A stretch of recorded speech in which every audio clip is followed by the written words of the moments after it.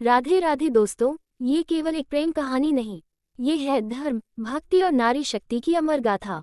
ये कहानी है उस स्त्री की जिसने अपने तप, प्रेम और संकल्प से मृत्यु जैसे देवता को भी झुका दिया।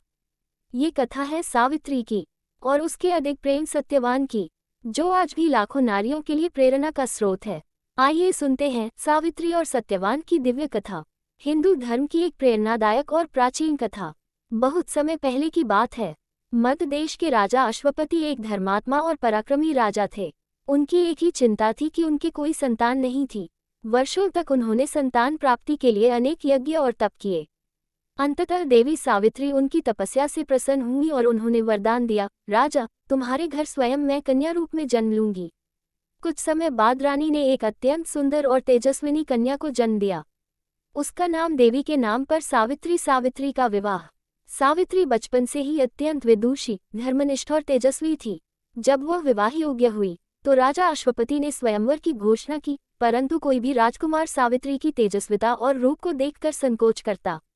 तब सावित्री ने स्वयं एक योग्य पति की खोज में वन में भ्रमण करना शुरू किया।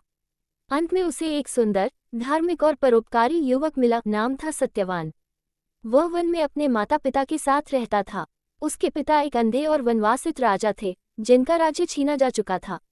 जब सावित्री ने सत्यवान को वर के रूप में चुना तो सभी ऋषियों ने उसे सावधान किया। विशेषकर देवर्षि नारद ने कहा, ये युवक तो उत्तम है, परंतु इसके जीवन में केवल एक वर्ष शेष है।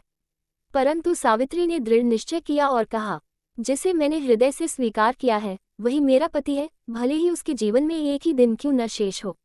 राजा अश्वपति ने बेटी की इच्छानुसार उसका विवाह सत्यवान से कर दिया। वन में जीवन। सावित्री अपने पति और सास ससुर के साथ वन में रहने लगी। वहां वह हर दिन तपस्या करती, सेवा करती और सत्यवान के साथ सरल जीवन बिताती। एक दिन जब उस एक वर्ष की अवधि समाप्त होने वाली थी, सावित्री ने व्रत रखा। उसने 3 दिन तक अन्न और जल का त्याग किया और केवल तप में लीन रही। मृत्यु का दिन। जिस दिन सत्यवान की मृत्यु का दिन आया, वह सुबह उसे लकड़ी काटने के लिए जंगल लेकर गई।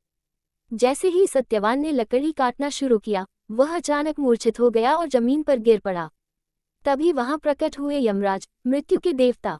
यमराज ने सत्यवान की आत्मा को अपने पाश में बांधा और चल दिए, लेकिन सावित्री ने उनका पीछा किया। यमराज ने कहा, देवी, लौट जाओ, तुम एक मानव हो, मैं मृत्यु का देवता हूँ। पर सावित्री ने विनम्रता और धर्म की बातों से यमराज को प्रभावित किया। यमराज ने प्रसन्न होकर उसे 3 वरदान देने का वचन दिया। 3 वरदान। सावित्री ने पहला वर मांगा, मेरे ससुर को उनकी नेत्र ज्योति और खोया हुआ राज्य पुनः प्राप्त हो। दूसरा वर, मेरे पिता को 100 पुत्र हों। तीसरा वर, मुझे भी 100 पुत्र प्राप्त हों। यमराज ने कहा, तथास्तु। तब सावित्री ने बड़ी चतुरता से कहा, हे देव, यदि मुझे 100 पुत्र चाहिए तो मेरे पति सत्यवान को जीवित करना ही होगा। यमराज मुस्कुराए और बोले, तुम्हारी भक्ति, बुद्धि और पतिव्रता धर्म को नमन है। मैं सत्यवान को जीवन दान देता हूँ। और उन्होंने सत्यवान को पुनः जीवन प्रदान किया। पुनः राज्य प्राप्ति। सत्यवान जागा और सावित्री के साथ घर लौटा। उसके पिता को राज्य और दृष्टि वापस मिली। राजा अश्वपति को भी संतान प्राप्ति हुई और सावित्री सत्यवान ने लंबा, सुखद और धर्म में जीवन व्यतीत किया।